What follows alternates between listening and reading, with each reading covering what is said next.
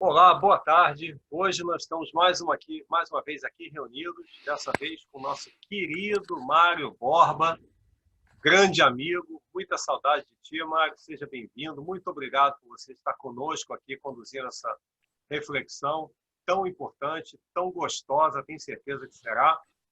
Hoje o Mário vai nos falar sobre as curas no Evangelho segundo a ótica de André Luiz. Muita curiosidade e tenho certeza que será assim muito enriquecedor. Mário, antes da gente começar, eu queria te pedir uma coisa. Fala um pouco para a gente de você, o que é que você faz, qual é a tua profissão, e depois eu sei que você está engajado no Grupo Amigo de Paulo. Fala um pouco desse grupo também, se você não se incomodar, por favor.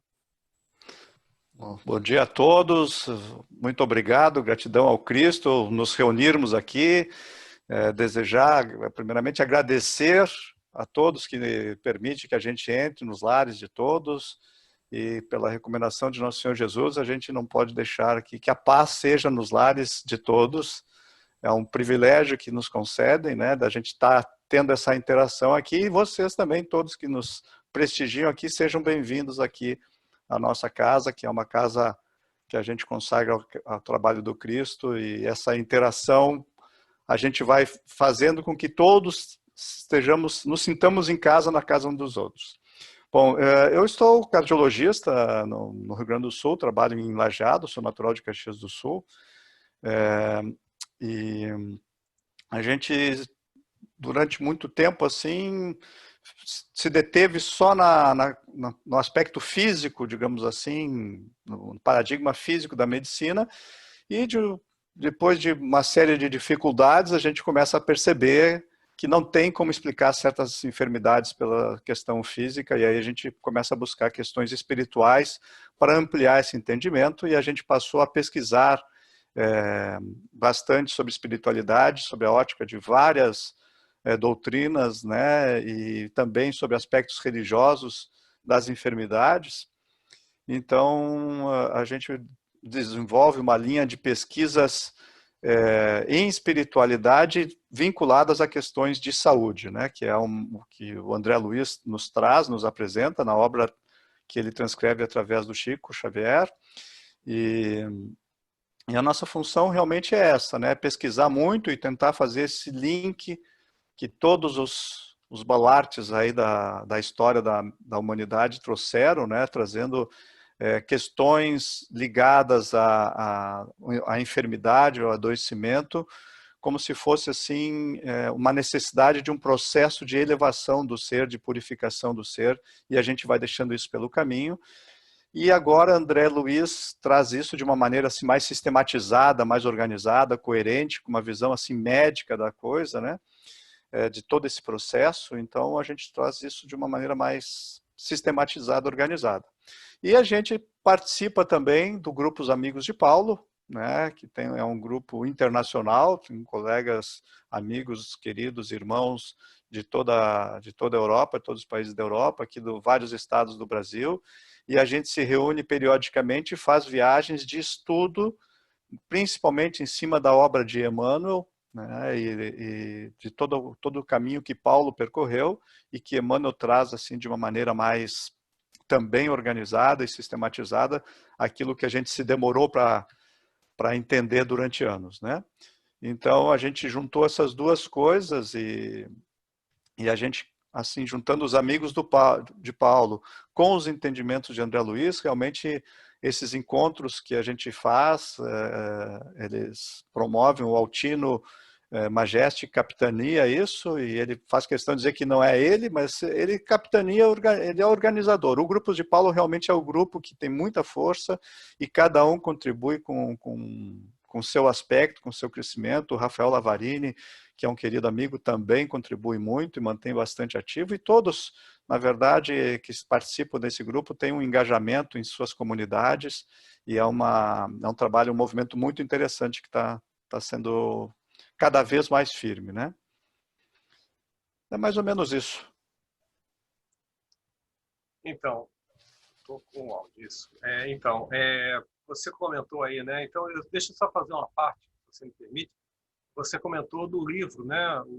Que eu entendo que o aporte, um dos pilares do estudo desse grupo é o livro Paulo Estevão, não é isso? Uhum. Sim. Então, eu diria assim que é o livro que mais me transformou a mim como pessoa. Eu não conheço ninguém que leia esse livro inteiro e não chore balde, e que não pare para pensar na vida, né? Nós temos aqui um amigo muito querido do Brasil, Roupini, que está lendo esse livro, assim, eu tenho certeza, engajado em terminá-lo. Ele deve estar rindo agora, ele não coloca a câmera, mas ele vai ler esse livro e vai mudar a vida dele também. Mário, a palavra é sua. Muito obrigado mais uma vez por estar aqui e vamos lá, André Luiz, é todo seu. Hoje com o André Luiz, hoje a gente tem que ficar se segurando aqui para não ficar falando em Paulo Estevam, que realmente é maravilhoso, uma obra maravilhosa, né? Mas hoje a gente vai analisar um pouco também, vamos lembrar de Emmanuel, de Paulo também, porque é impossível falar de evangelho sem citar Emmanuel ou sem citar Paulo, né? Mas o nosso foco hoje é justamente essa questão das curas no Evangelho sob a ótica de André Luiz.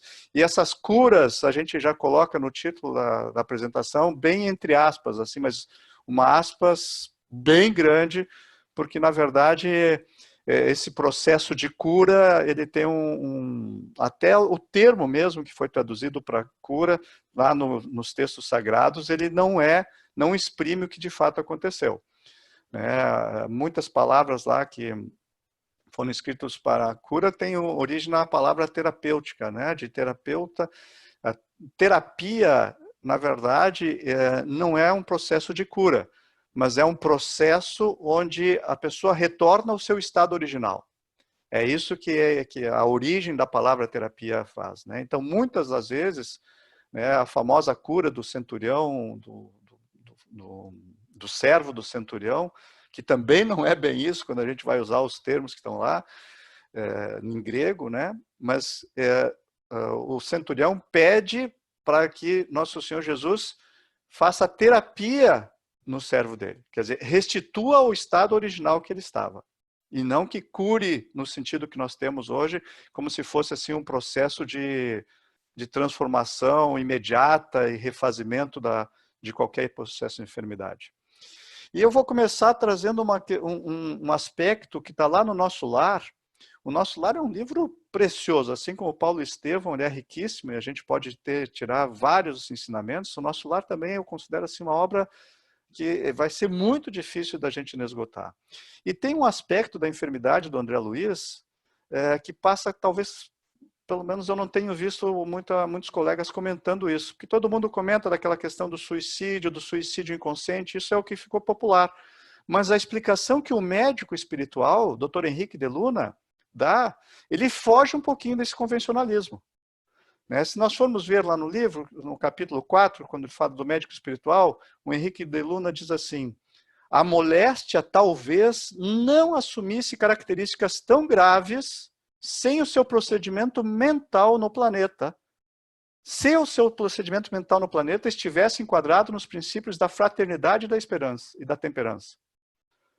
Quer dizer, mesmo com aquele câncer e com todos aqueles abusos que ele cometeu, talvez a moléstia dele não fosse tão grave e não desencarnasse ele. Olha que curiosa essa informação, né? Diz o Dr. Henrique de Luna, seu modo especial de conviver, muitas vezes exasperado e sombrio, captava destruidoras vibrações naqueles que o ouviam. Quer dizer, esse processo de interação de André Luiz com as pessoas com que ele interagia é que tornaram mais grave a enfermidade dele. Aquele câncer talvez não fizesse ele desencarnar. Né?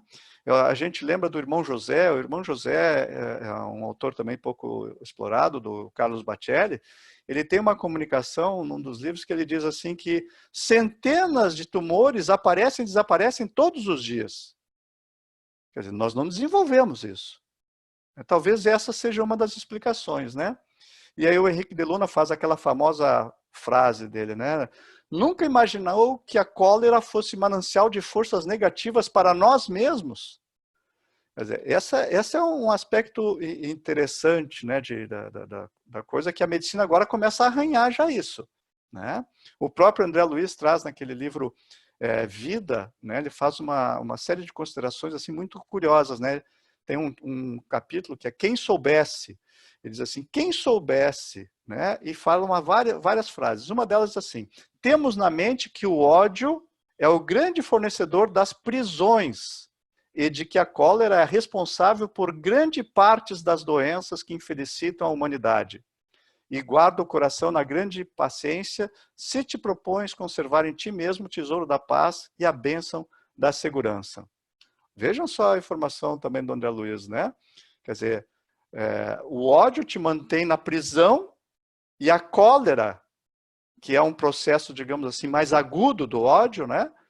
É a responsável por grande parte das doenças. Isso é uma coisa que a medicina já materializou, isso já está materializado, nós já temos evidências disso, estamos relendo, estamos revendo isso, né? Mas nós temos já, desde a década de 80, tem pesquisa sobre isso, e tem um estudo que foi mais adiante ali, que foi publicado em maio de 2000, publicado no JAMA, que é um jornal da Associação Médica Americana, e é um jornal muito importante, com um fator de impacto muito grande na medicina, e ele traz o Descartes Study, que é um estudo feito em jovens, pouco mais que adolescentes, de 18 anos de idade. Adultos jovens de 18 a 30 anos de idade, que foram acompanhados por 10 anos, e o que se viu? Que a hostilidade era um marcador de doença coronariana.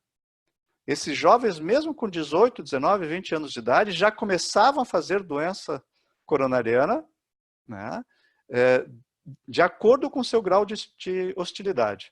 Então, eles dividiram através de questionários e índices, e de acordo com o grau de hostilidade, se percebia maior facilidade para desenvolver hipertensão arterial, né, principalmente aumento da pressão diastólica, e a pressão sistólica tinha dificuldade em reduzir, quanto mais hostil a pessoa se manifestasse, né?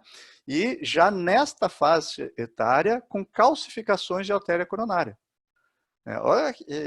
Hoje em dia, né, para quem não é do meio médico, né, nós nos baseamos muito do score de cálcio nas coronárias, nas artérias, para determinar a gravidade, né? É um estudo que não é aceito por muitos médicos, mas de qualquer maneira é um marcador. É um marcador de lesão, de agressão endotelial nas coronárias, essa calcificação, e está relacionada a isso com hostilidade, né?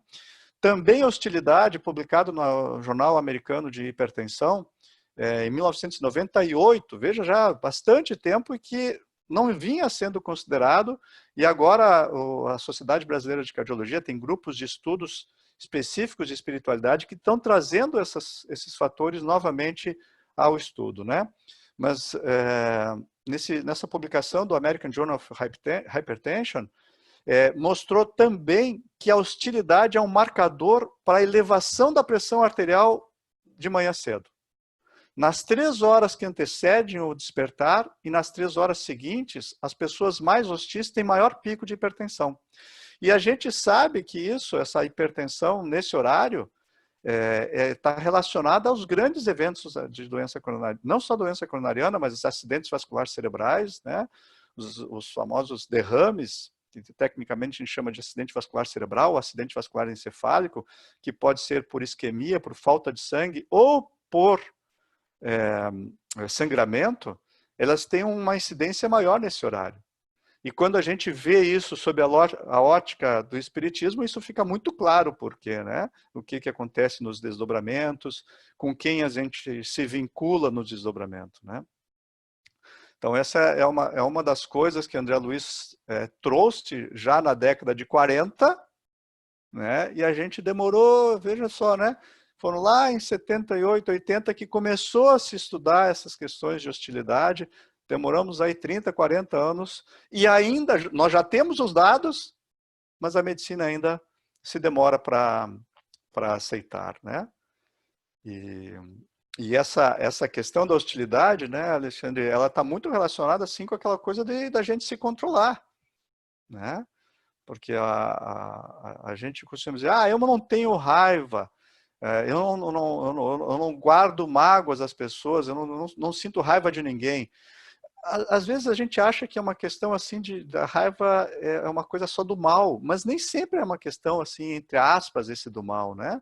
Nós podemos ficar assim com um ímpeto de raiva ou de mágoa mesmo, se a gente vê, por exemplo, uma pessoa passando por um senhor deitado na rua ali, uma criança que está pedindo auxílio, e a pessoa passa por ela e não olha, nem dá bom dia, nem cumprimenta, e ouvir a cara, muitas vezes, né? Então, isso pode também despertar um sentimento de hostilidade. Diga, Daniela. Mário, estava falando sobre a raiva, né? Isso é uma coisa que até a gente estava conversando essa semana, né, amor? Que é muito importante a gente assumir os sentimentos que estão conosco, né? Que a gente está sentindo. Porque senão a gente fica se auto-enganando. E se a gente se auto-engana, a gente não consegue trabalhar aquilo que a gente precisa trabalhar, né? Então a raiva, às vezes a gente não quer sentir, é verdade, mas a gente está sentindo.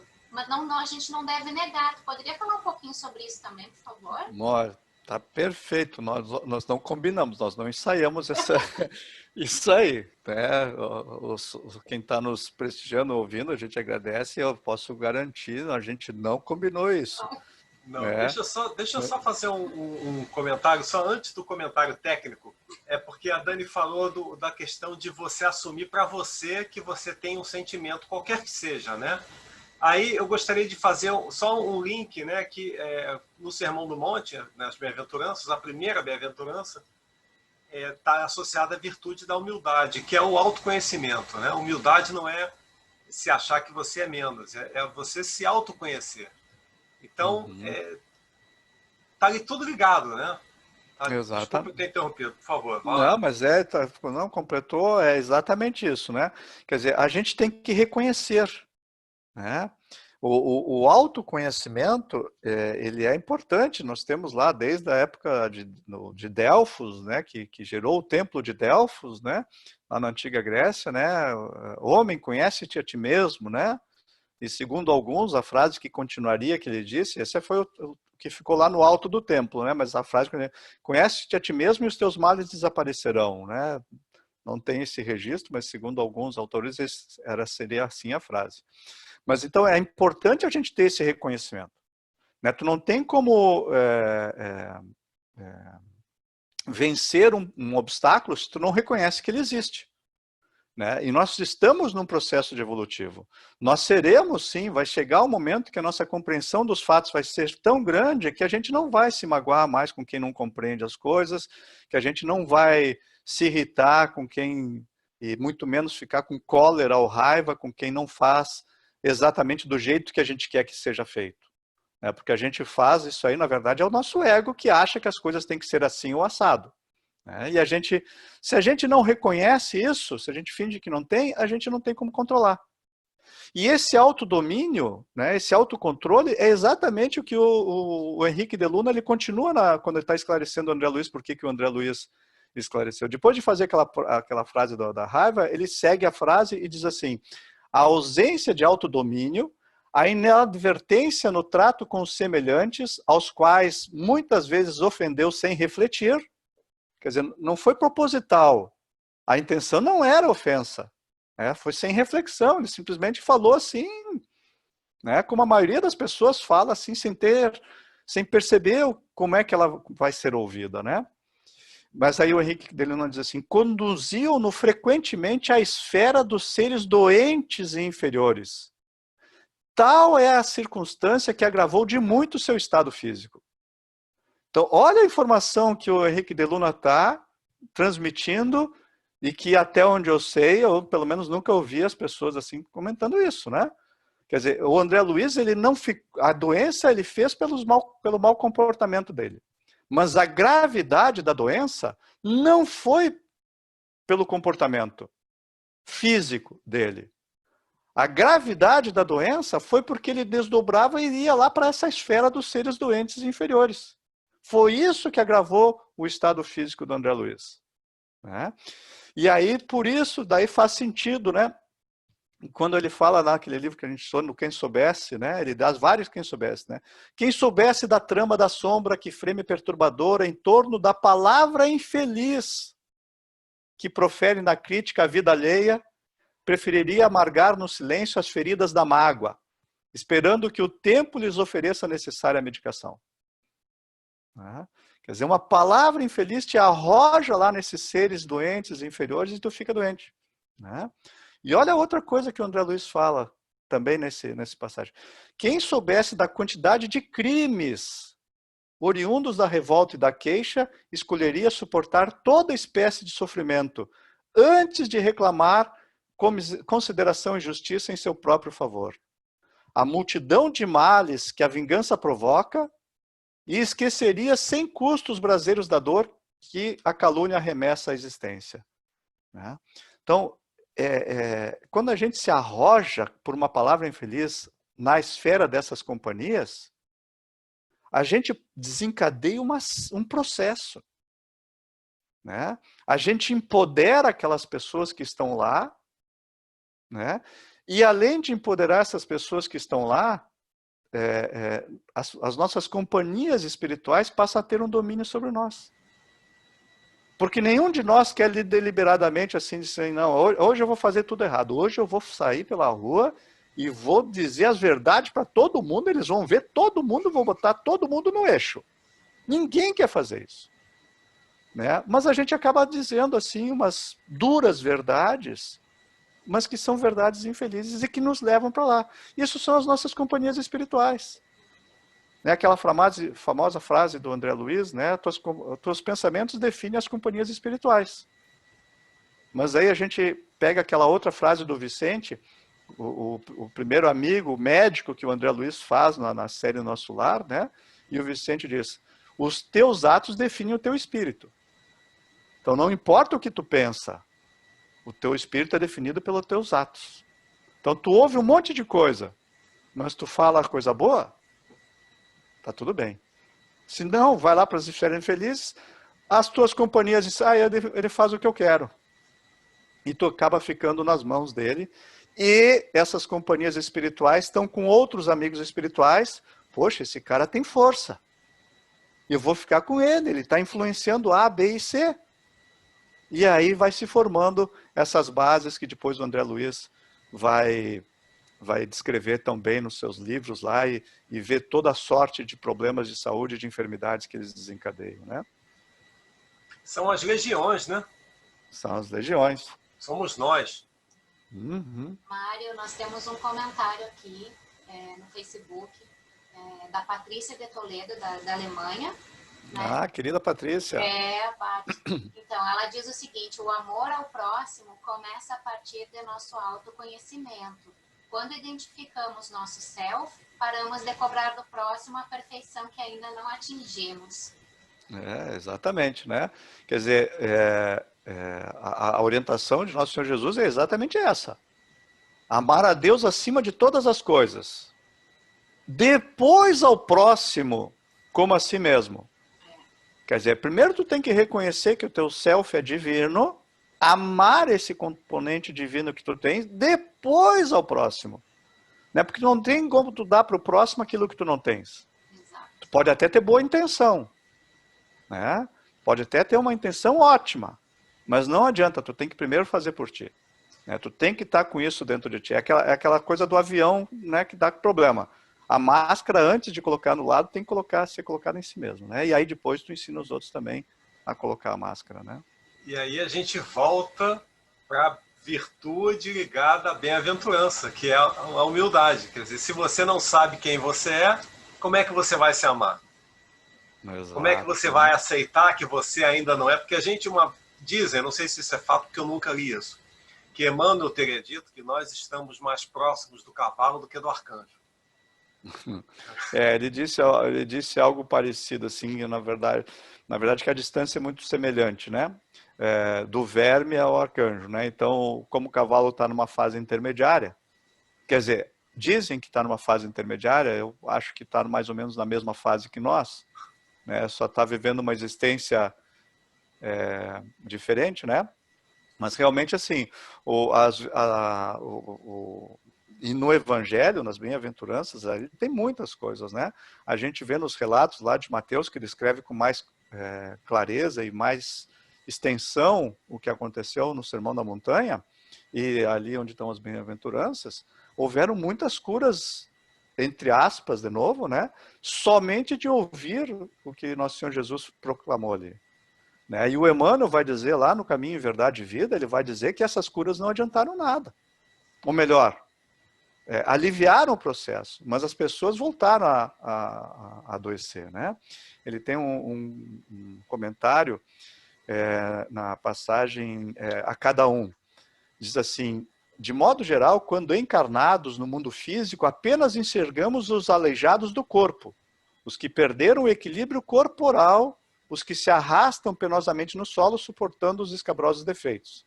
Não possuímos suficiente visão para identificar os doentes do espírito, os coxos do pensamento, os aniquilados de coração.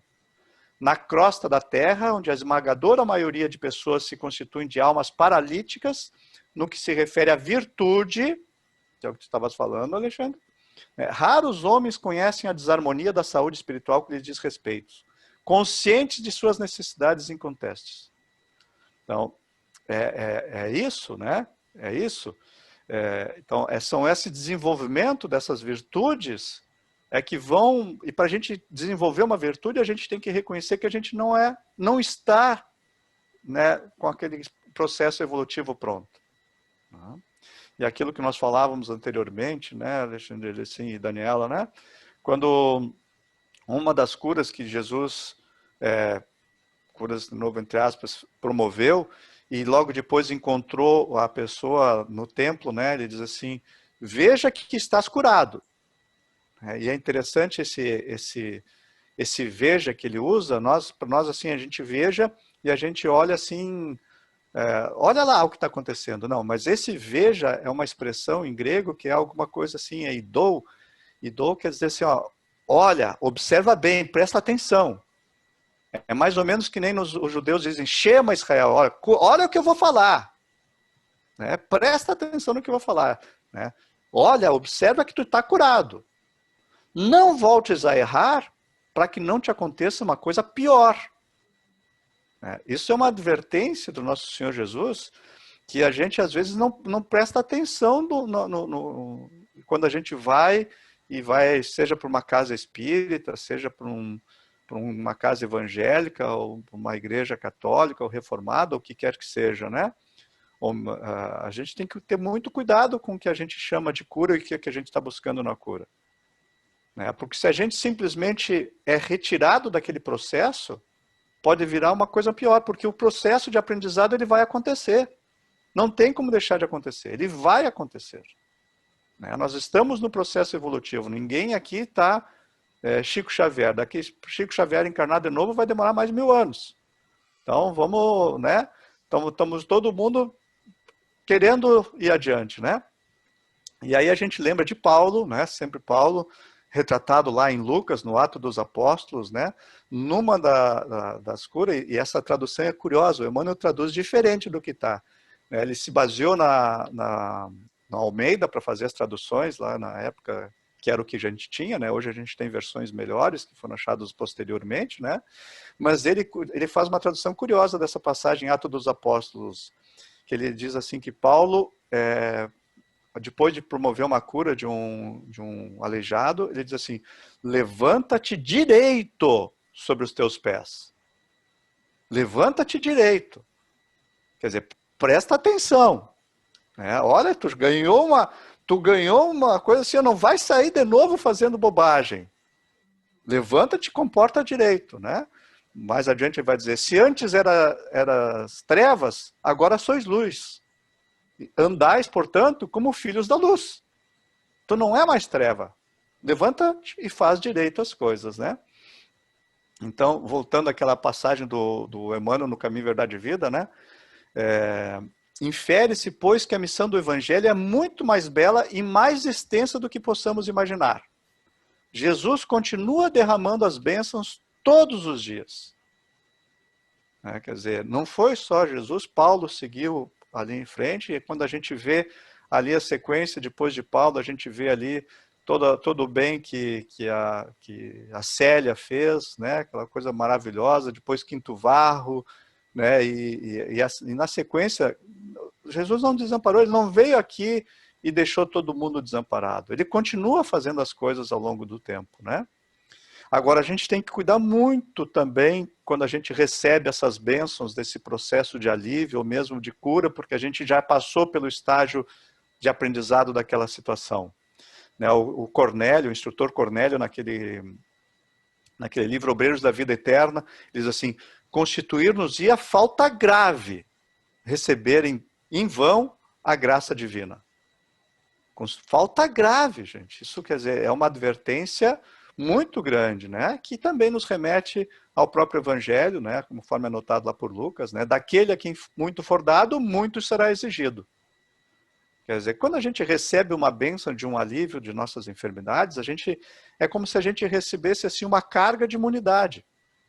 Recebemos uma vacina, essa graça divina, essa bênção divina não é personalística. A gente tem que receber, usufruir e passar adiante para os nossos companheiros de jornada, para os nossos amigos que jornadeiam conosco, né? No Pão Nosso, Emmanuel diz assim: receber o auxílio do mestre e subtrair-lhe a oficina de redenção é testemunhar ignorância extrema. Ignorância extrema. Né? Quer dizer, é uma coisa assim da gente se arrepiar, né? Principalmente no meio espírita, que a gente tem aquela coisa da prepotência. Não, nós temos mais conhecimento do mundo espiritual, né? E a gente acha que a gente sabe muita coisa, né? Então a gente acha que sabe muitas coisas e vai lá no centro espírita para receber cura. Não, eu fui lá, tomei um passo, eu tinha um câncer, não tenho mais. Fizeram um atendimento mediúnico lá, eu estava com uma doença grave na horta e agora não tenho mais. Né? Quer dizer, o sagrado auxílio do mestre não é dado em vão. Tem um objetivo para isso. E tu não colocar em prática, não colocar para o bem dos outros, isso é uma grande ignorância, ignorância extrema, como diz o Emmanuel. E tem mais uma outra ainda nessa linha, né, que o Emmanuel fala no livro Alvoradas do Reino, né? Ele diz assim: é preciso não olvidar os compromissos que a dádiva envolve em si mesma. É imprescindível meditar nas responsabilidades das bênçãos que entesouramos. Quer dizer, eu particularmente recebi assim tanta bênção e tantas coisas que vou precisar assim de muitas encarnações para botar em prática tudo que eu recebi, né? Então a gente fala isso e sempre pede assim, urge que os amigos que nos ouvem, que nos acompanham, percebam quando a gente está deixando de fazer algo que nos chame a atenção e sem melindres, para que a gente não seja cobrado ali adiante. Né? Porque realmente assim, a gente tem recebido muitas bênçãos, né?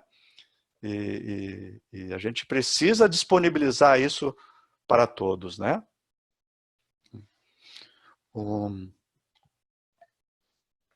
Tu falaste, Alexandre, do Paulo Estevão.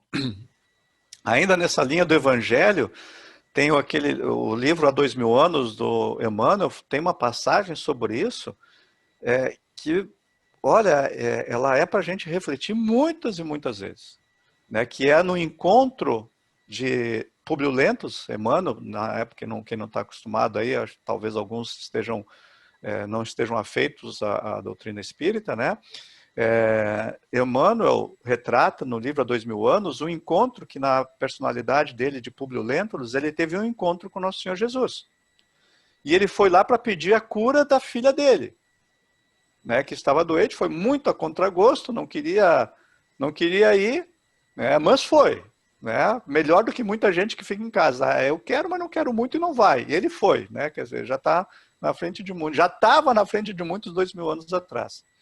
E aí Jesus diz que vai dar a bênção para a filha, não por causa dele. Imagina tu ouvir isso, né? Olha, Alexandre, eu vou te beneficiar isso, mas não é por tua causa, é por causa da Daniela. E meu orgulho À fica toa? como? Como é que fica isso, né? Como é que fica isso, né? Para um Eu senador engulo, né? romano. Para um senador romano, que na época, imagina, tu tem um império à tua disposição. Né? Então, imagina, o Públio Lentulus, ele bota que ele era orgulhoso, vaidoso, não sei o quê, mas ele estava num processo muito adiantado já naquela época, né? Porque ele engoliu muitas coisas de orgulho, né? Mas nosso Senhor Jesus diz assim para ele: agora volta ao lar consciente das responsabilidades do teu destino. Se a fé instituiu na tua casa o que consideras a alegria com o restabelecimento da tua filha, não te esqueça que isso representa um agravo de deveres para o teu coração, diante do nosso Pai Todo-Poderoso. Quer dizer, isso aqui dá para fazer um seminário da tarde inteira com essa frase aqui, né? Tem muita coisa aqui nessa frase. Mas hoje que a gente está focando nessa questão de doença, de enfermidade, de cura, olha que informação que nosso Senhor Jesus está dizendo aqui. A fé instituiu a doença da filha. Foi a fé. Né? E tu consideras que vai ser uma alegria o restabelecimento da tua filha. Uau! Né? E quando eu me dei conta disso, quer dizer, quantas e quantas vezes, né, os pais preocupados, né, levam os filhos, né, para a doença, e nós mesmos levamos nossos filhos e nos angustiamos com essa ou aquela doença de um filho, né? Tá passando por isso, por aquilo, né? Quer dizer, a informação não é essa, não é isso que está escrito, né? O que tu consideras como alegria o restabelecimento. Quer dizer, não era para ter restabelecido. Tu está perdendo a oportunidade. Né? E ainda, né? Esteja consciente da responsabilidade, porque isso é um agravo de deveres. Então, quanto mais tu recebe, mais são agravados os deveres. Quantos deveres será que o Emmanuel já tinha, ou o Públio Lentulus já tinha naquela época? Ele já tinha dever? Eu achei que ele fosse um pobre coitado ali, todo errado, mas ele já tinha dever naquela época, diante do Pai Todo-Poderoso. E aí aumentaram os deveres deles. E é interessante, se a gente for olhar o que o Emmanuel faz, né, depois que a família dele é destruída por toda aquela série de acontecimentos, né, mas ele foca numa coisa, na educação. Ele já naquela época já tinha, na educação que eles tinham, mas era o que ele tinha na época. Né? Mas já fazendo um processo de educação do ser e se dedica a educar a filha. Né? Depois, mais agora recentemente, voltando para essas questões de enfermidades, né? Tem uma entrevista que ele dá, eu sempre digo, né? Chico e Emmanuel e André Luiz também são inesgotáveis, tem coisas do Chico espalhada para tudo que é lugar. Né? Tem uma coletânea de entrevistas que está num livro chamado Entrevistas, e a pergunta 11 é justamente sobre as mortes súbitas. E o Emmanuel diz assim: as longas moléstias são abençoados cursos preparatórios para que nos libertemos de muitos caprichos e muitos hábitos que pertencem à vida física, mas sem significação na vida maior. Então, quer dizer, são coisas abençoadas que nós recebemos e muitas vezes a gente quer se livrar. A gente recebeu a bênção de uma enfermidade. Não, quero me livrar disso, tá louco? Né? Não, isso aqui está me incomodando demais. Né? Diga, Alexandre. É como às vezes, por exemplo, você vem com um problema de coluna, né? Vem com... ou tem uma paralisia, né? E são essas enfermidades, né? Às vezes já vem na tua programação reencarnatória, todas vêm na programação reencarnatória, Todas. Mas algumas já vêm, aspas, congênitas, e outras são desenvolvidas mesmo sem você ter procurado por elas no plano material. Lembra, no ano passado, acho que tu estava junto naquele dia que nós estávamos discutindo lá em Atenas sobre essas questões da enfermidade. A gente estava brincando brincando, falando seriamente, mas tentando aliviar o ambiente assim, né? Imagina assim, Stephen Hawking, né? Olha tudo o que ele produziu, para o plano físico, só para questões muito físicas assim, mas que vão contribuir para o crescimento espiritual também, né?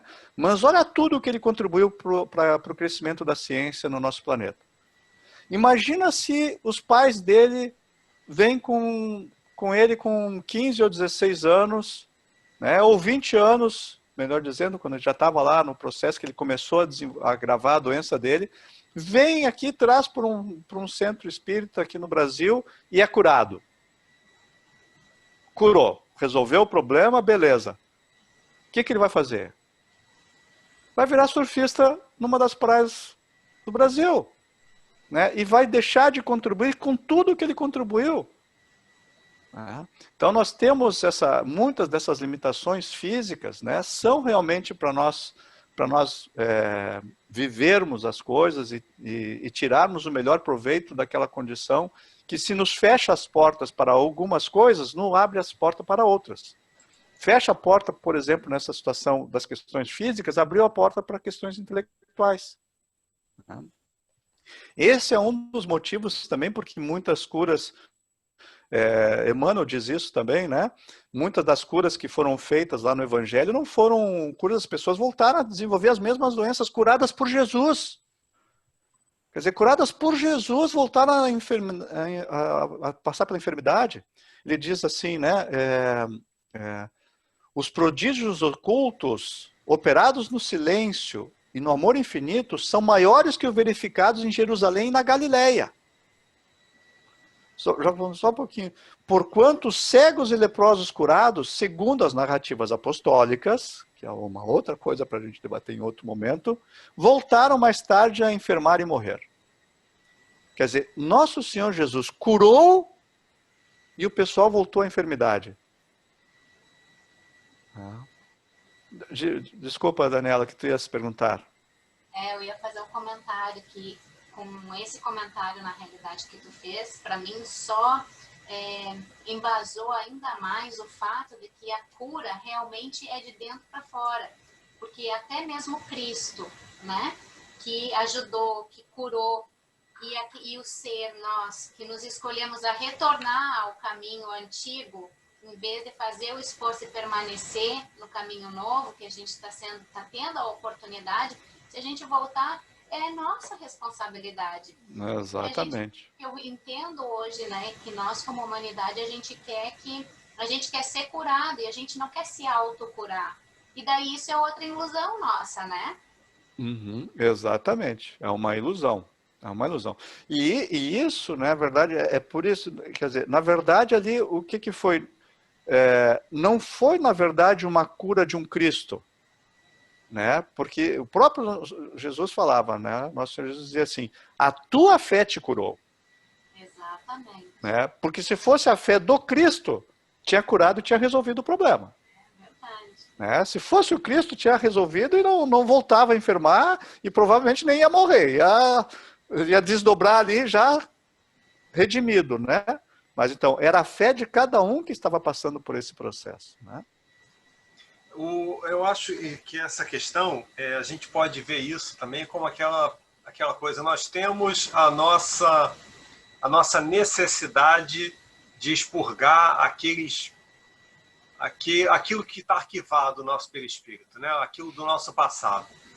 E aí nós temos a experiência que nós vamos atravessar para que a gente possa expurgar vamos colocar assim, esse desajuste, né? Voltando, né? A minha pergunta predileta no Livro dos Espíritos é a questão 1009, é a resposta de Paulo Apóstolo quando ele fala do castigo, né? Ele fala o que é o castigo. E ele fala que o castigo é o mal, né? É a dor que faz a alma curvar sobre si mesmo para se desgostar do seu desajustamento. Né? Falando de penalidades, se são eternas, se não é castigo eterno, não, né? Céu, inferno, essa questão. Então, a gente vê que, nesses casos, né, as curas de Jesus foram o quê? Ele aliviou o sintoma daquela pessoa. Agora, se a pessoa insiste no procedimento equivocado, o sintoma volta, claro. É isso aí. Você tem uma pneumonia, vai para o hospital te cura. Vai se arriscar de novo, vai pegar, né, pegar frio, aí pro frio, vai se colocar em condições que desenvolve, vai ter outra.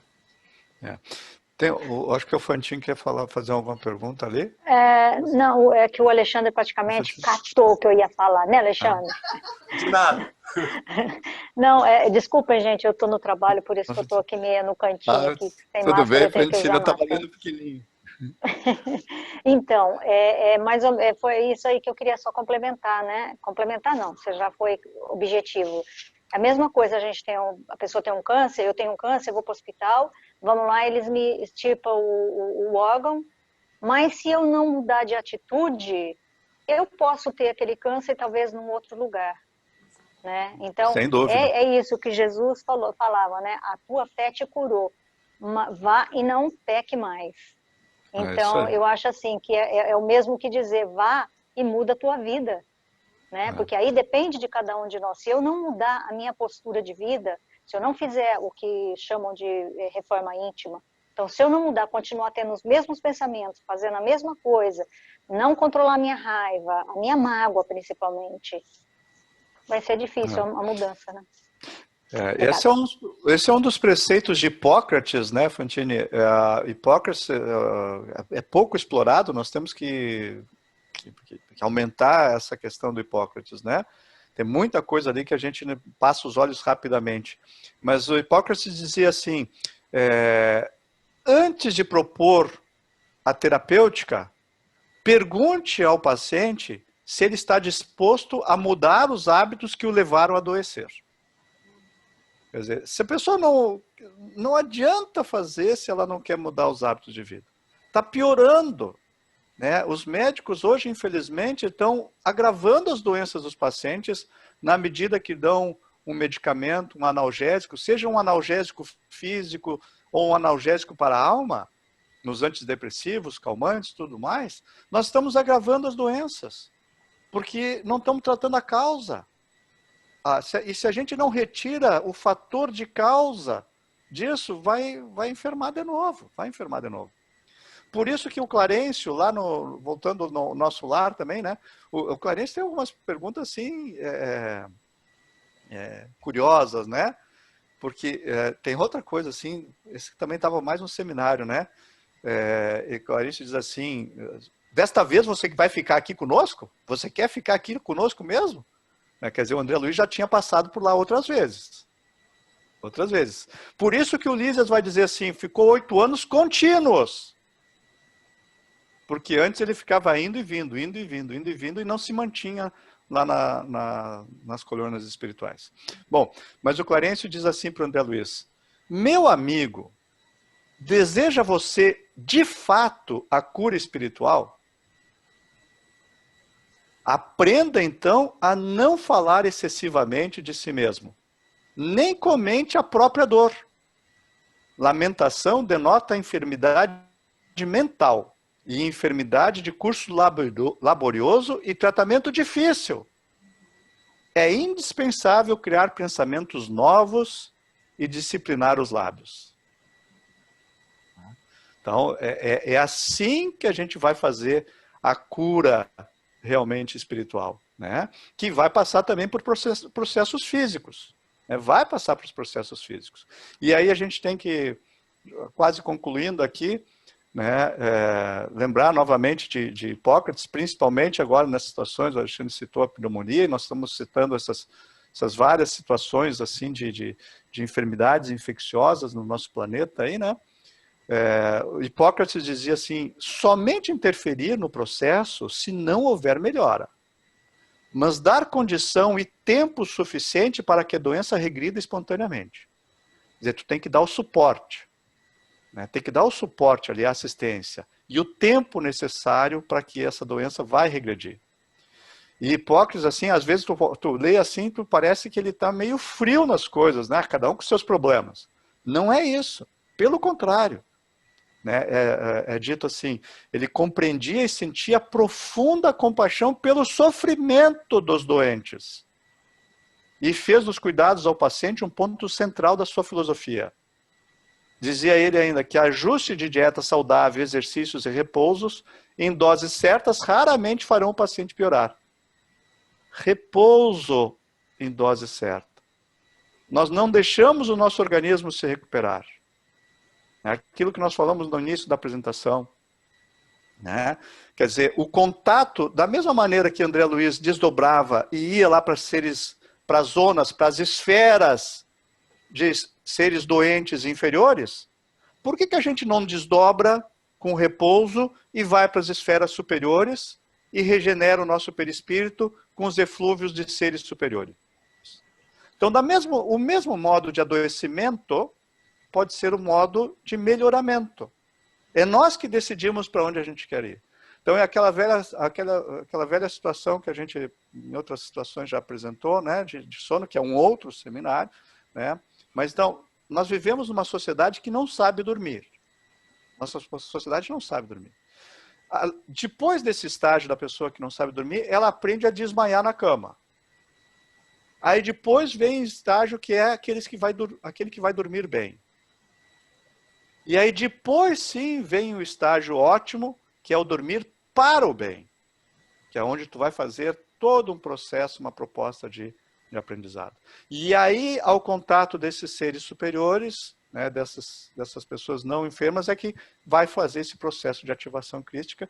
E que, para a gente concluir a fase de Hipócrates aqui, a gente vai deixar de Hipócrates, depois temos mais um diapositivo do Kardec, né, mas a frase extremamente importante, ainda mais para esse momento de pandemia, que as pessoas estão esperando um processo de fora para dentro. Novamente, nós vivemos uma sociedade que quer que as coisas aconteçam de fora para melhorar o que está dentro, e ao contrário, o processo é o contrário. Né? Hipócrates dizia assim, as tuas forças naturais, as que estão dentro de ti, serão as que curarão as doenças. É esse o processo que a gente tem que viver, né? De trazer essas forças naturais assim, e possibilitar o fortalecimento dessas forças. Né? Eu não sei como é que nós estamos de tempo, nós começamos um pouquinho atrasado, tem só mais uma frase de Kardec, mas a gente está à disposição. O Francisco, que está aqui no centro da tela, que é esse meu pai tão amado nessa encarnação, tem uma pergunta para fazer. Que maravilha! Bom dia, seu Francisco. Bom dia.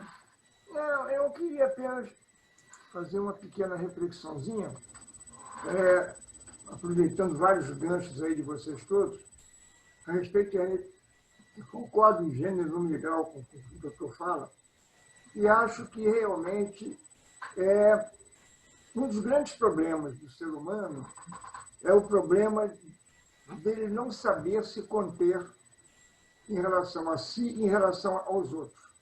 Ou seja, ele não saber aquilo que ele tem direito de falar. Antigamente, havia um letreirozinho lá, umas mesas da IBM, de alguns chefes da IBM, que dizia o seguinte: antes de abrir a boca, ligue o cérebro. Isso é importante. Ótimo, é isso mesmo. Eu uso muito isso, porque excelente. Eu sou advogado. Então, o advogado ele mede as palavras e mede o que ele escreve, porque, evidentemente, tem uma repercussão. Mas, na vida prática, a maioria das pessoas, eu procuro me segurar ao máximo, mas a maioria das pessoas, elas não se medem, elas não se educam, elas não se doutrinam.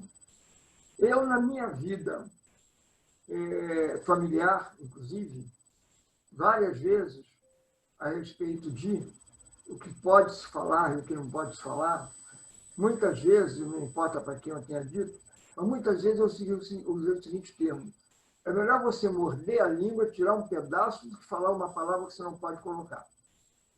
Porque as palavras, elas formam vultos, elas formam imagens e elas não têm retorno. Então, aquilo que se fala, você está fazendo mal para você? Tá. Que nem o doutor falou. Eu li, inclusive, agora essa semana, um artigo muito interessante, que dizia o seguinte, em síntese: o coração não é gaveta. A gente não pode ficar engavetando dentro do coração, colocando os nossos problemas. Se a gente não exteriorizá-los, não colocar para fora, porque vai explodir. Se fosse gaveta, a gente engavetava ali e botava direitinho no coração. O coração não é gaveta. Mas, ao mesmo tempo que a gente faz mal a gente está fazendo mal aos outros, com aquilo que a gente pensa, com aquilo que a gente externa. Então, se a gente fica ruminando fel, a gente vai ter o quê? Vai produzir fel. Eu nunca vi ninguém ruminar fel e produzir mel. É complicado. Então, às vezes, a gente tem uma raiva, momentos de raiva, isso é natural, normal, contra determinadas pessoas, contra determinados atos, contra determinadas atitudes, muitas vezes até mal interpretadas pela gente. E isso vai fazer mal a gente? Vai. Mas vai fazer mal também ao outro. Se a gente não souber transar com isso, se a gente não souber negociar com aquela situação, né? Então, eu acho que é muito importante. E acho mesmo. É como diz o doutor, falou uma frase muito importante, que Jesus virou e disse assim, levanta-te direito. O levantar direito, exatamente na minha concepção, é isso. É que você se recupere de forma direita. Ou seja, eu quero me reformar. Eu quero reformar o meu modo de ser. Então, eu tenho que reformar de uma forma total. Ninguém pode reformar pela metade. É aquela história que eu costumo até dar um exemplo, por exemplo, não existe o meio ladrão, aquele que rouba com a mão transversa assim, para poder ser meio ladrão. É ou não é? Não é não? Ou a gente se reforma e a gente se modifica e a gente, nessa vida, para que a gente possa ter uma modificação melhor para cima, ou na próxima vida, e a gente, com isso, está melhorando não só o nosso ser, mas o ser daqueles que vivem em torno da gente, ou então é tudo água com açúcar. Existe uma frase muito oportuna disso no judaísmo, né? Quando a gente vai e estrutura assim, o ensino judaico, e principalmente na Cabala, que é o seguinte, quando a gente está sozinho, que isso explica o porquê que é amar a Deus acima de todas as coisas, né? Simbolicamente, dentro de um simbolismo, a gente sabe, Deus está em todos, né? Mas para a nossa norma de ação, quando a gente está sozinho, Deus está dentro da gente. Quando a gente está em grupo, Deus está no próximo. Então, é ali que tu vai ali fazer esse entorno, né? E aí tu vai praticar aquele amar a Deus, né? Que dentro de ti tu não vai guardar essas ruminações, tu vai transmutar essas ruminações, né? E a Patrícia talvez ainda esteja nos ouvindo, a gente teve a oportunidade ali, né, dessa árvore, né, que o Guel está fazendo, maravilhosa lá, em Hannover, né, e estava de aniversário essa semana, inclusive, né? Então, é fazer o papel da árvore. Porque nosso Senhor Jesus disse para Ismael, vou transportar a minha árvore da Palestina, de Israel, para o Brasil. Né? Qual é o papel da árvore? É pegar toda essa coisa, todo esse humus que está no chão, toda aquela coisa assim, quanto mais podridão tiver, ela vai transmutar aquelas coisas e vai oferecer os frutos mais doces. Então esse é o nosso papel enquanto árvores. A gente tem que aprender a extrair na proporção certa para não ficar ruminando, né? A gente extrai as coisas negativas ali, transmuta elas, porque dentro de nós tem essa capacidade de transmutação e oferece a doçura dos frutos, né? E pelas obras serão reconhecidos, né? Quer dizer, justamente pelo quanto que a gente vai poder frutificar, né? E Kardec diz no Evangelho segundo o Espiritismo, né? Especialmente para os médiuns, né? Deus lhe retirará o dom se não souberem fazer frutificar. É da nossa necessidade a gente saber transformar todo esse entorno que nós estamos aí para coisas boas. Esse é o sentido também do sal da terra, né? Nós somos o sal da terra que transmuta as coisas assim, né? De fazer a esterilização das nossas conversas, muitas vezes improdutivas e extremamente prejudiciais, né? Principalmente nesse momento que a gente precisa de encorajamento, né? O Alexandre estava dizendo ali, né? Olha, a gente não combinou também isso, falamos, e hoje ele disse, olha, eu queria que tu falasse coisas encorajadoras, encorajadoras. Hoje, Alexandre, pô! Mas seguramente ele já tinha me dito isso nos desdobramentos, né? E a gente deixou para o final uma frase de Kardec que é exatamente sobre isso, né? Quer dizer, para quem ainda está precisando, digamos assim, dessa situação, assim, desse alívio, né? Tem duas coisas assim que a gente sempre tem que considerar. Primeiro, se o nosso fardo está muito pesado, só tem duas coisas para ele estar muito pesado. Porque Jesus, nosso Senhor Jesus disse assim, o meu fardo é leve e o meu jugo é suave. Bom, se o nosso fardo está pesado demais, só tem duas possibilidades. Ou nós não estamos carregando ele com Jesus, ou esse fardo não é nosso. E a gente está tirando esse fardo de alguém que precisa desse fardo para progredir. E se a gente tira esse fardo do outro, nós estamos prejudicando a evolução do outro. Então, o nosso fardo está pesado, vamos refletir se realmente a gente está carregando ele com Jesus e nos moldes que Jesus quer. Né? E para concluir, então, a frase de Kardec, está lá no livro A Prece, né? Que é justamente sobre as questões das nossas companhias espirituais que muitas vezes nos enfermam e nos trazem enfermidades, como foi essa questão do André Luiz, por um processo mental dele, conforme explicou o Dr. Henrique de Luna, né? Kardec diz assim, compreendei a imutabilidade das leis de Deus. A doença, ela pode ter a sua execução sustada, mas nunca revogada. A execução é sustada quando não a boa vontade, mas o amor de suas criaturas, os eflúvios santos da caridade lhe sobem nas asas de uma prece e vão chorar junto do seu poder misericordioso.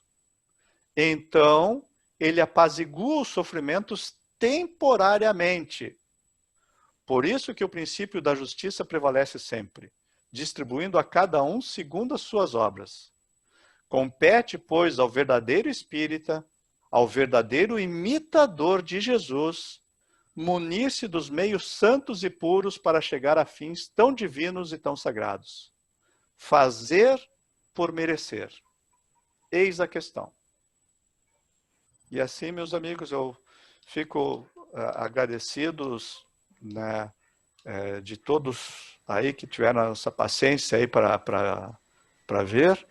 E a última mensagem é a do Clarencio, né, lá no Nosso Lar, a gente começou com o Nosso Lar, e o Clarencio diz, logo no início, a primeira coisa que ele fala para André Luiz, que está lá naquela situação, que eu nem sei como qualificar, se a gente se coloca naquela situação que André Luiz estava lá, né, o médico acostumado a tomar quitutes e não sei mais o que, estava lá comendo lama, né?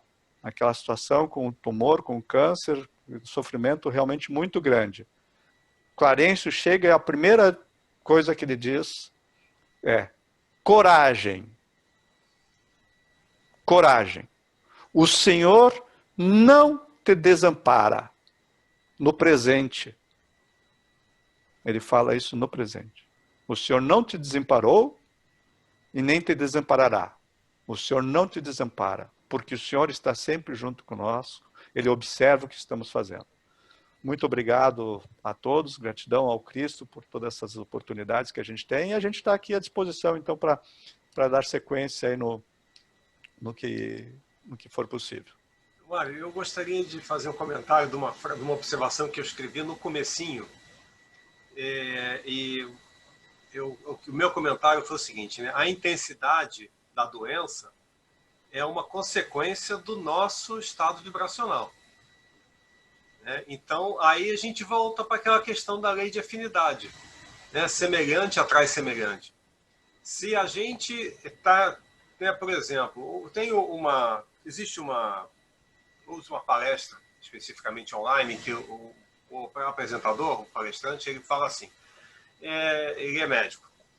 Então, chegou a paciente para mim e ela estava com uma doença, vou dizer assim, câncer, por exemplo, né? E aí ela chegou assim, aqui, doutor, que absurdo que o seu colega receitou para mim. Para a dona Maria da Silva, tratamento, perdão. Aí ele pensa, né, assim, melhorou? Aí ele mesmo responde, claro que não, né? Aí ele pensa assim, então vou dizer para ela, aumenta a dose. É isso aí. É isso aí. Então, essa questão, como você comentou, se a gente tem um problema e a gente quer viver esse problema, porque a gente muitas vezes é guiado pelo nosso ego, né, pelo nosso orgulho, a nossa vaidade, a gente não vou levar desaforo para casa. Aí fica ruminando aquele processo, aí fica ruminando um, fica ruminando o outro, fica ruminando o outro, a gente vai vibrar em que frequência, não é isso? Quem é que vai chegar? Opa, aquele ali tá a energia que eu gosto. Aí vem aquela multidão, né, chega junto da gente e fica até incentivando a gente a sentir aquilo para que a gente gere mais daquela energia. Exato. E isso vai fazer o quê com a nossa doença? Claro, para alimentar a doença. Exatamente. E quando a gente, como você falou, então aí o fardo fica pesado porque a gente não está dividindo ou não está carregando o fardo com o Cristo. Né? Exatamente. E quando a gente divide a aceitar a ajuda do Cristo e vibrar de acordo com o que Cristo nos ensinou, né? O que vai, como você falou, a gente vai desdobrar no horário do sono, vai estar em companhias boas, os benfeitores vão poder nos aturar, né? Mas atuar no nosso perispírito e a doença e a cura pode acontecer, né? Ou a cura ou o alívio dos sintomas, de acordo também, porque às vezes não tem cura. Às vezes é parte da nossa programação reencarnatória passar por aquela doença. É como aquele que está programado que vai pegar pólio na infância e vai ter problema na perna o resto da vida. Aquela perna fragilizada. Por quê? Porque está reequilibrando alguma coisa. Isso aí é a bênção da reencarnação. O Miramês conta naquele livro do Francisco de Assis, né? Ele conta do irmão do frade, não é o frade Leão, me foge agora o nome do frade, mas foi um dos tantos que Francisco de Assis curou da lepra, né, e que passou a ser franciscano, ajudando Francisco o tempo inteiro e carregava Francisco para todos os lados quando Francisco não conseguia mais caminhar. E ele ajudou a edificar todo o trabalho que Francisco teve, né? Até que depois de alguns anos de dedicação para o Francisco, ele procura o Francisco e diz assim, te agradeço, sou muito grato por tudo que tu me fizeste, obrigado por me ensinar o caminho do Evangelho, o caminho do Cristo, mas eu preciso voltar para a minha vida. E se despede de todos, se despede do Francisco, faz uma prece, faz uma oração, e acorda coberto de lepra, para continuar seguindo a vida como leproso. Né? Quer dizer, demonstra um profundo entendimento do porquê que a gente está passando por aquelas situações. Existe um motivo. Às vezes a gente se desespera e não entende o porquê, principalmente nas situações de medo. Lá no início do livro do André Luiz está bem claro isso. Né? André Luiz dizia, o medo me impedia de raciocinar. E a gente está vendo hoje as decisões aí que a nossa sociedade está tomando, né? Completamente sem raciocínio nenhum, sem a menor lógica as coisas. Né? Toda coisa assim completamente estapafúrdias, né? Porque estão com medo que impede de raciocinar. Né? Mas quando a gente não consegue entender um porquê que isso está acontecendo, a gente tem que trocar a pergunta e começar a perguntar para quê. Faz assim uma reflexão durante um tempo, porque assim, não veio a resposta, muda já o discurso, tá bom, então não tem mais explicação por quê, agora eu quero saber para quê. E aí age. Age que tu vai entender o para quê que tu está passando por aquilo ali. E aí o sofrimento da enfermidade já não tem mais tanta importância. Porque tu passar pela enfermidade é uma coisa natural. Agora tu não precisa sofrer. O sofrimento é aquela coisa da porta que tranca, que bate nos teus dedos. Se uma porta tranca do armário bateu nos teus dedos, né, tu pode E é justo que tu, muitas vezes, até xingue, que azar, que droga, que não sei o quê, está tudo dando errado, na minha vida está tudo errado, né? Agora vou ter que tomar um remédio para dor, esse remédio para dor vai me atacar a gastrite, eu vou ter que tomar um outro remédio para gastrite, nossa, minha vida está muito ruim, é melhor eu tomar um antidepressivo, né? E a pessoa se entope de remédio porque a porta bateu nos... Agora, essa mesma batida na porta, ela pode dizer assim, nossa, que sorte! Machucou, mas não quebrou. Ou pegou os dedos e não pegou a mão. Ainda bem que eu tenho outra mão, eu vou poder conseguir fazer as outras coisas. Estou numa fase de sorte. O Senhor está junto de mim. Estou numa fase de desatenção. Estou numa fase de desatenção, mas Deus está cuidando de mim aqui, não deixou eu ficar mais grave do que precisava. Né? Quer dizer, eu preciso tomar algum analgésico? É o mesmo procedimento. É a mesma causa, né? Bateu a porta, machucou muito a mão, está doendo muito. Mas se eu ficar feliz porque não quebrou? Ah, mas quebrou. Ah, que ótimo, tem medicina hoje, não é que nem 2, 3 séculos atrás que a gente ia ficar com os dedos tortos para o resto da existência. Agora vai lá no médico, bota no lugar, pronto. Né? É um raciocínio muito simplista, mas que a gente pode colocar isso em toda e qualquer situação. Em toda e qualquer situação, por mais desesperadora que tem, Deus não desampara. E o nosso Senhor Jesus, que é representante de Deus aqui no nosso planeta, não está de braços cruzados. Ele está observando o que a gente está fazendo e sabe das nossas necessidades. Diga, Daniela. Eu estava aqui pensando... Antes de eu falar o que eu estava pensando antes, deixa eu só complementar. Porque quando vocês dois estavam falando agora, me fez lembrar muito do livro de Ruth e da sogra de Ruth, que sempre teve aquele monte de problema na vida e estava sempre dizendo que Deus estava com ela, né? Que Deus estava sempre amparando. E as noras dela não entendiam isso.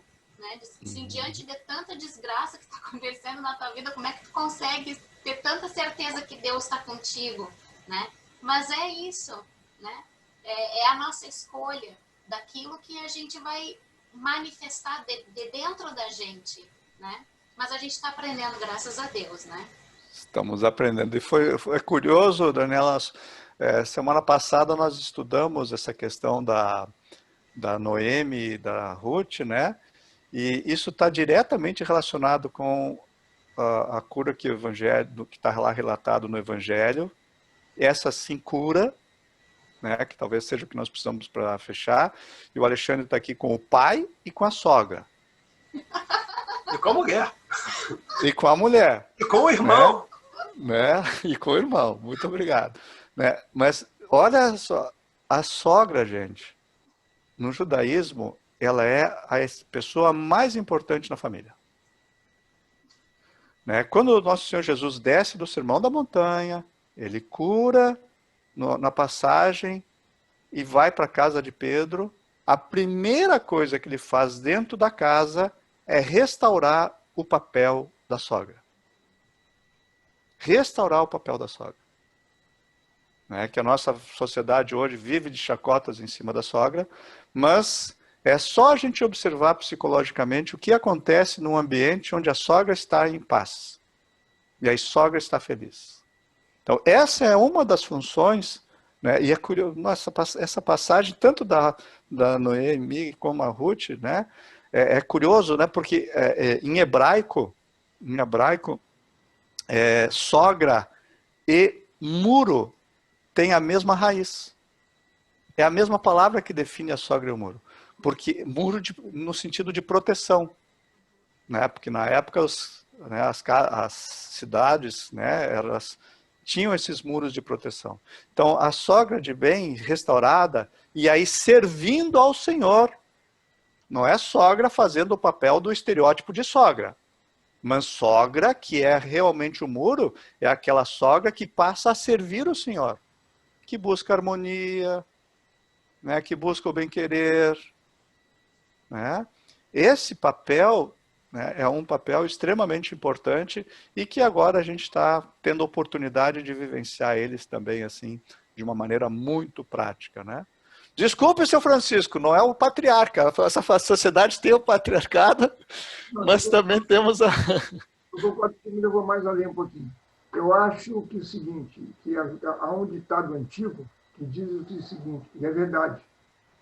A mulher constrói como destrói o homem. Eu acho que o papel da mulher em si, no lar, numa união, digamos assim, é de suma importância. A gente vê mulheres que realmente levantam a bandeira da construção da união de um lar, de uma família, daquele seu homem, daquilo que o envolve, e que realmente o coloca para frente, e o levanta. Como tem pessoas, mulheres, realmente, que abaixam, que o destroem, que não conseguem fazer uma união familiar, um lar. E essa é uma grande verdade. Tem uma... A matriarca, né? A matriarca, nos tempos antigos, ela é realmente de alta relevância. A matriarca, nos tempos antigos, realmente, eram ouvidos. Os antigos, né, os idosos, antigamente, eram ouvidos. Hoje em dia, o idoso não tem mais valor, né? Está ultrapassado, digamos assim, que se diz, né? Com raras exceções, mas é a grande verdade. A nossa cultura hoje não dá valor aos idosos. Esquecemos que o idoso tem uma coisa muito importante, que é vivência, experiência, asfalto. Passamos por coisas que normalmente, evidentemente, os jovens não passaram ainda. Não digo todos os jovens, todos os idosos, mas grande parte. Esse é um outro assunto assim bastante polêmico, né, seu Francisco? Porque a gente vê isso, na verdade a gente vê um descaso da nossa sociedade com a família. Né? Na frente da minha casa aqui tem uma senhora que ainda mais agora está com bastante movimento, né? Que cuida de crianças. Né? E a gente vê assim essas crianças todas as manhãs sendo deixadas ali chorando, mas chorando. Né? E os pais deixam elas porque tem que trabalhar. E a frase é: logo passa. Realmente o choro passa. Mas a marca daquele choro não atendido, que tipo de edificação está sendo construída nessas crianças? Eu passei por isso. Eu passei por isso muito. E até hoje uma coisa que me dói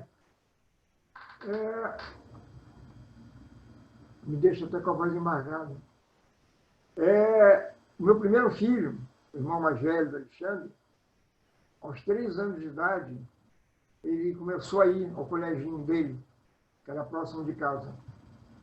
E quem, na primeira semana, que é a semana de adaptação, quem o levou era eu que levava. E eu ficava escondido atrás do muro e vendo o Marcelo, chorava. E aquilo realmente destruía meu coração. Mas eu não podia fazer nada, porque essa era a cultura em que tinha que ser feito. É lamentável. Nós vamos ter uma sociedade um dia onde eu não sei qual será a solução, mas seguramente nós vamos retornar para que, pelo menos nessas frases de estruturação da vida, né, que a gente tenha essa situação onde a família ampare os filhos, e quem não tiver filhos na idade pequena vai trabalhar e suprir as necessidades daqueles que estão. Vai chegar um momento onde nós tivermos que nós vamos ter esse tipo de coisa, né? Mário, eu acho que a Paula quer fazer uma pergunta. Ela levantou a mão. Daniela, você não tinha levantado antes? Eu tinha, mas eu já falei bastante. Pode falar, por favor. Eu ia falar só, Francisco, eu entendo isso que você sente, porque a gente está aqui no século XX, eu moro em Londres, e a cultura aqui é muito diferente, mais diferente ainda da cultura brasileira. E aqui não há nem opção. No momento eu não estou trabalhando. A minha filha já chorou várias vezes por mais de um ano. E eu não estou ligada para a escola, porque aqui é lei. Se a criança não for, a gente é preso. E minha filha, quando começou isso, ela tinha 2 anos e meio. e para mim é super difícil, porque eu vejo, é igualzinho o Mário falou, todo mundo fala, não, ela vai acostumar, ela vai ficar distraída, vai parar de chorar. Sim, eu percebo, já afetou até na personalidade dela, na confiança dela como pessoa, porque ela foi condicionada que não vai ser feito nada em relação ao choro. Mas tá ficando coisa lá dentro, entendeu? Eu fico super preocupada com o desenvolvimento emocional dela, porque na infância que a gente tem esses traumas e depois a gente trabalha o resto da vida para poder superar o que aconteceu. Nós temos que trabalhar, Paula, nós temos que trabalhar o sentimento. Na carta de Tiago, no Evangelho de Tiago, a carta dele é bem claro em relação a essas situações. É um processo de sensibilização do ser. Então, essas nossas crianças, elas são espíritos antigos. Então, cabe a nós ajudá-las a entender esse processo de sensibilização, né? E trabalhar, externar, conversar, né? Quer dizer, é trabalhar o sentimento, né? Porque nós estamos aprendendo a sentir. Nós ainda não sentimos adequadamente nem a nós mesmos, né? Nem a nós mesmos. A gente vive assim, eu vivo no dia a dia médico. Ah, doutor, eu boto porcaria dentro de mim. Às vezes dói o estômago mesmo, mas né? Quer dizer, nós não estamos aprendendo a sentir, né? Esse processo. Então, existem seres que já vêm com esse processo de sensibilização do ser, de sensibilizar a alma desde pequeno. Então, cabe aos pais realmente trabalhar isso, né? E é ótimo que tu tenha te dado conta desse tipo de situação, porque esse processo vai trazer para ela um amadurecimento mais cedo, vai fazer com que... E cabe ao meio médico, infelizmente, né? Os médicos não estão fazendo isso, mas cabe também ter esse entendimento de que esse processo tem que ser trabalhado. E não ser prescrito antidepressivo e tranquilizante para crianças aí que tem toda uma vida pela frente e com 5, 6 anos de idade já recebem o rótulo que vai acompanhar. Mário, eu tenho uma última pergunta só, um comentário. No início da reflexão, tu falou sobre terapia, né? Terapia, cura, né? Que é a restituição do estado original do ser. Eu achei isso fantástico. Porque nós, né, no nosso estado original, a gente não tem problema, né? A gente está aprendendo a se desenvolvendo bem no decorrer do nosso processo reencarnatório, do nosso progresso, né, como espírito imortal. E isso achei muito forte essa frase, sabe? A restituição do ser no seu estado original. Esse é o significado da palavra terapia no original, né? No original grego era usada isso por Hipócrates, era exatamente restituir ao estado original. Diferente, e aí quando a gente lê o texto em grego, né, o evangelho em grego, a gente vê nitidamente assim passagens que é isso e passagens que é cura. Sim. Que aí vai depender da situação, de que tipo de enfermidade que a pessoa estava vivendo, né? Sim. E a outra questão que, para mim, de tudo que a gente refletiu hoje, o que intensifica para mim é a questão da gratidão. Porque tudo é uma escolha, né? Eu posso escolher sofrer, ou eu posso escolher sentir a dor, ou eu posso escolher ser grata por aquele momento, né? Porque toda situação tem um lado bom, um lado menos feliz, vou dizer assim, né? Não existe situação 100% ruim. Por pior que seja a situação, naquela situação Deus está lá presente. Então vai ter uma réstia de luz lá dentro. Exatamente. E quando tu falou do repouso, né? Tu falou que a importância do repouso para nós me fez pensar no repouso mental também, né? Sim. Porque a gente não para quieto mentalmente num segundo. Né? E o quão importante é isso, né, para o nosso recolhimento, para que a gente consiga se reconectar conosco, né, no nosso estado original, com o ser divino que somos e com Deus.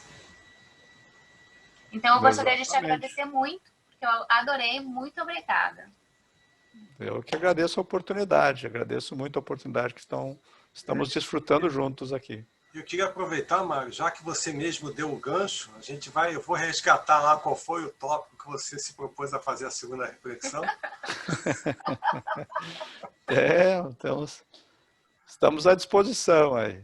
Eu não sei se alguém mais gostaria de fazer algum comentário. Então, Mário, mais uma vez, muitíssimo obrigado. Foi assim muito legal estar com você de novo, sabe? Estar aqui fazendo essa... Quer falar, Paula? Não. Ângela, quer falar? Eu só queria falar muito obrigado, Mário, e desde da Grécia, né? A primeira vez que eu estou falando com você de novo. Sim. Eu estava ouvindo, só que eu estou aqui trabalhando, ainda tem mais 1 hora para trabalhar. Mas foi muito bom te ouvir. Da mesma forma. Um grande abraço. Outro. Então, Mário, mais uma vez, muito obrigado. Eu acho que, mesmo que a gente fique aqui 6 dias seguidos, acho que não vai ser o suficiente. Então, olha... sempre tem coisa a mais. Sempre tem, e a tua companhia é muito, muito agradável, é muito, sabe, você é uma pessoa assim que tem uma afinidade muito grande com a gente tem com você, e muito obrigado.